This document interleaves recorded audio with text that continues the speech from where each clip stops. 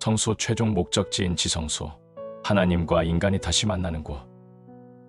이제 결론적으로 지성소로 들어가 보도록 하겠습니다. 지성소 안에는 두 돌비에 새겨진 십계명을 보관하는 법궤, 다른 말로 언약궤, 속죄소, 증거궤가 있었으며 법궤 위에는 시은좌, 은혜를 나누어 주는 곳이 있어서 거기에는 하나님의 영광의 쉐키나가 비쳐 나오고 있었습니다. 그곳은 아무나 들어갈 수 없었는데, 왜냐하면 죄인이 하나님의 영광을 받으면 즉시로 죽었기 때문입니다. 그러므로 정결하게 준비된 대제사장만이 1년에 한 번씩 지성소에 들어가서 이스라엘 백성의 죄의 완전한 정결과 도말을 위하여서 기도하였습니다. 그날을 성경은 대속죄일이라고 부르고 있습니다. 지성소는 성소 제도의 결론이요, 최종 목적지입니다. 결국 인간은 하나님을 그 지성소에서 다시 만나야 하는 것입니다.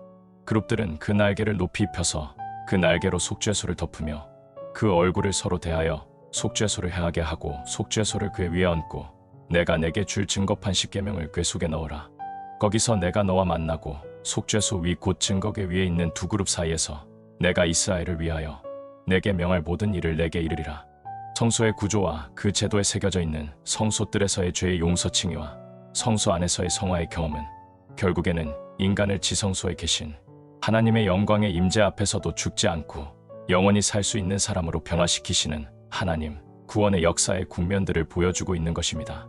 하나님께서 죄인을 용서하시고 구원해 주시며 순종하는 거룩한 생활을 살도록 가르치시고 힘주시는 이유는 결국에는 인간이 하나님의 임재 앞에서 죽지 않고 영원히 살 수 있는 자로 회복시키시기 위한 것입니다. 구원은 회복입니다. 다시 원래의 에덴 동산으로 돌아가는 것입니다. 그렇게 되기 위해서는 우리의 마음이 변화되어야 합니다. 죄를 미워하고 의를 사랑하는 마음으로 말입니다. 십자가는 죄인의 마음에 죄를 미워하는 심령을 심어주고 하나님의 말씀에 순종하기를 좋아하는 새로운 마음을 창조해 줍니다. 그러나 예수님께서 우리를 아무리 용서해 주신다고 할지라도 우리가 계속적으로 똑같은 죄를 범하며 계속적으로 불순종하는 생애를 고집한다면 하나님의 용서가 우리에게 무슨 소용이 있으며 그분의 용서가 우리에게 무슨 유익을 줄 수 있을까요? 하나님께서 우리를 용서해 주시는 이유는 이제 다시는 그러한 죄된 생애를 살지 말고 하나님 안에서 새로운 생애를 살도록 하시기 위하여 용서해 주시는 것입니다. 가늠한 여인을 용서해 주시면서 예수님께서 나도 너를 정죄하지 아니하노니 가서 다시는 죄를 범치 말라고 말씀하시지 않았습니까? 하나님께서는 우리를 용서해 주실 때에 아울러 우리가 하나님의 말씀을 순종하며 그분을 위하여 살 수 있는 능력을 용서와 함께 주시는 것입니다. 이것이 참된 그리스도인이 경험하게 되는 재창조의 경험인 것입니다. 대속죄일의 경험과 심판. 하나님께서는 대속죄일에 이스라엘 백성이 그들의 모든 죄로부터 정결케 될 것을 명하셨습니다. 그들은 1년 내내 죄들을 고백하며 속죄제와 번제를 드리면서 용서를 받아왔습니다. 그러나 매년 마지막 날인 대속죄일 날 하나님께서는 각 개인을 그들의 회개가 정말 참된 것이었는지, 지금도 여전히 같은 마음을 가지고 하나님을 섬기고 있는지, 정말로 죄를 참회하고 버렸는지에 대하여 심판하시는 일을 하셨습니다. 그러므로 이스라엘 백성에게 있어서 유대력의 마지막에 있는 대속죄일은 심판의 날로 이해되었습니다. 성경은 하나님께서 모든 인류를 각각 심판하시는 날이 있다고 말씀하고 있습니다. 이를 기이히 여기지 말라.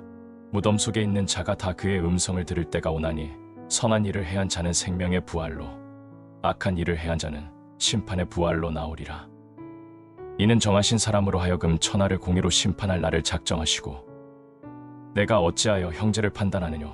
어찌하여 내 형제를 업신여기느뇨? 우리가 다 하나님의 심판대 앞에 서리라. 하나님 앞과 산자와 죽은 자를 심판하실 그리스도 예수 앞에서 그의 나타나실 것과 그의 나라를 두고 엄히 명하노라. 하나님의 집에서 심판을 시작할 때가 되었나니 만일 우리에게 먼저 하면 하나님의 복음을 순종치 아니하는 자들의 그 마지막이 어떠하며, 성소제도는 우리에게 결국은 모든 인간이 누구나 다 한 번은 하나님 앞에 서야 하는 것을 엄히 가르치고 있습니다. 물론 지금 우리는 예수 그리스도의 의로 가리움을 받고 있으며 은혜를 통하여 구원의 두루마기를 입고 있습니다. 우리가 예수님의 손을 놓지 않는 한 주께서 우리를 결코 놓지 않으실 것도 엄연한 사실입니다. 그러나 한 가지 분명한 사실을 기억합시다.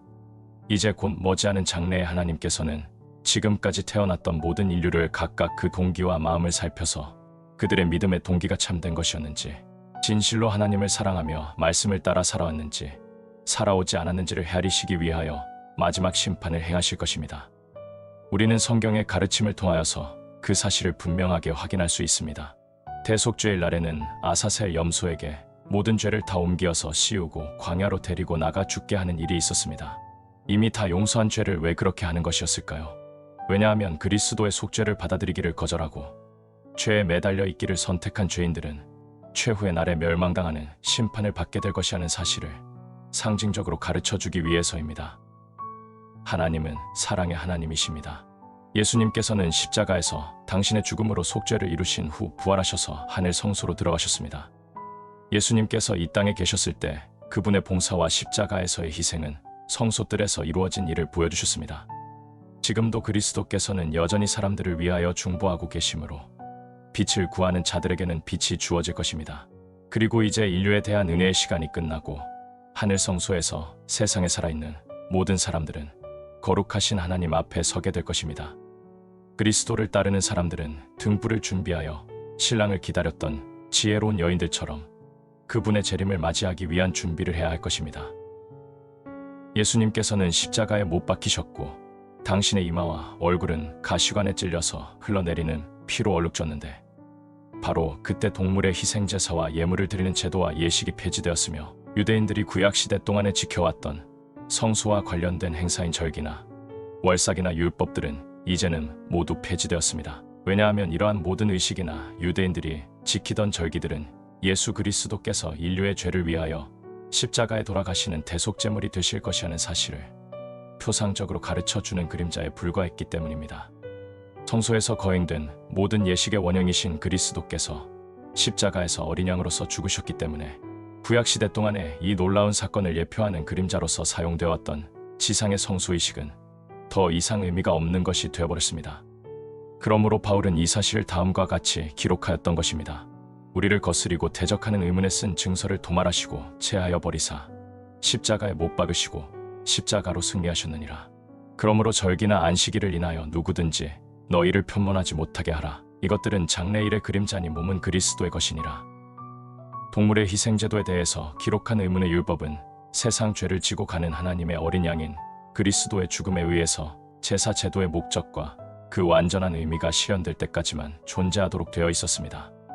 왜냐하면 예수님께서 십자가에서 돌아가시면 더 이상 양을 잡아 죽이는 희생제도가 불필요하게 되기 때문입니다. 그러므로 사도 바울은 의문의 율법을 그리스도께서 제하여 버리사 십자가에 못 박으셨다고 기록하였던 것입니다. 그러나 비록 의문의 율법이 십자가에서 폐지되었다고 할지라도 희생제도 속에 담긴 귀중한 의미는 오늘날에 사는 우리에게 매우 중요한 복음을 전하고 있는데 바로 그것이 성소에 담겨진 복음입니다. 그러므로 하늘에 있는 것들의 모형은 이런 것들로서 정결케 할 필요가 있었으나 하늘에 있는 그것들은 이런 것들보다 더 좋은 제물로 할지니라. 그리스도께서는 참것의 그림자인 손으로 만든 성소에 들어가지 아니하시고 오직 참 하늘에 들어가사 이제 우리를 위하여 하나님 앞에 나타나시니라.